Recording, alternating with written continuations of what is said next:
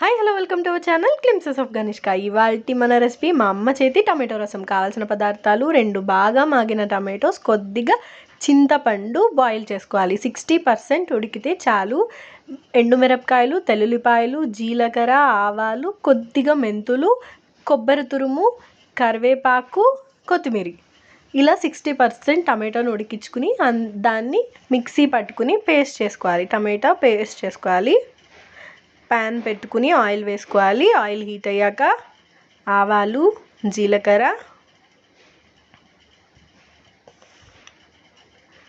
కొద్దిగా మెంతులు, ఎండుమిరపకాయలు, తెల్లుల్లిపాయలు, కరివేపాకు అన్నీ వేసుకుని బాగా వేయించుకోవాలి.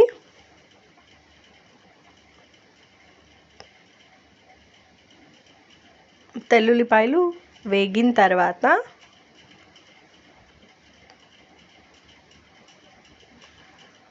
టమాటో ప్యూరీని యాడ్ చేసుకోవాలి. ఇది 60% ఉడికిన టమాటో ప్యూరీ. ఇప్పుడు చింతపండు కూడా ఉడికించుకున్నాం కదా, ఆ చింతపండు వాటర్ని కూడా యాడ్ చేసుకోవాలి. ఇప్పుడు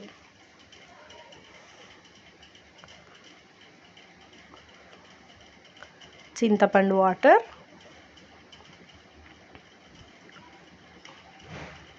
½ టేబుల్ స్పూన్ పసుపు, ½ టేబుల్ స్పూన్ షుగర్, బెల్లమైనా యాడ్ చేసుకోవచ్చు,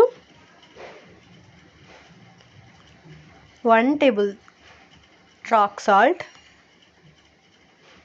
ఉప్పు,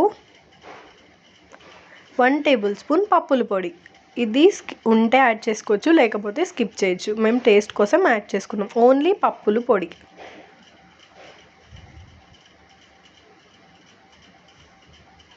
½ టేబుల్ స్పూన్ రసం పౌడర్, కొద్దిగా కారం, ½ టేబుల్ స్పూన్ కారం.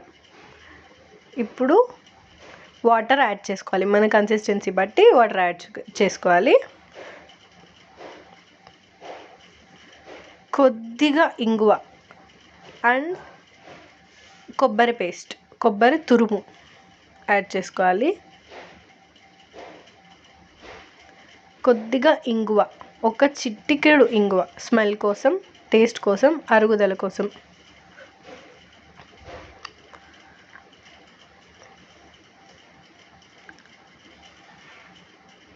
చాలా టేస్టీ రెసిపీ అండి, డెఫినెట్గా ట్రై చేయండి. చాలా ఎమ్మీగా ఉంటుంది.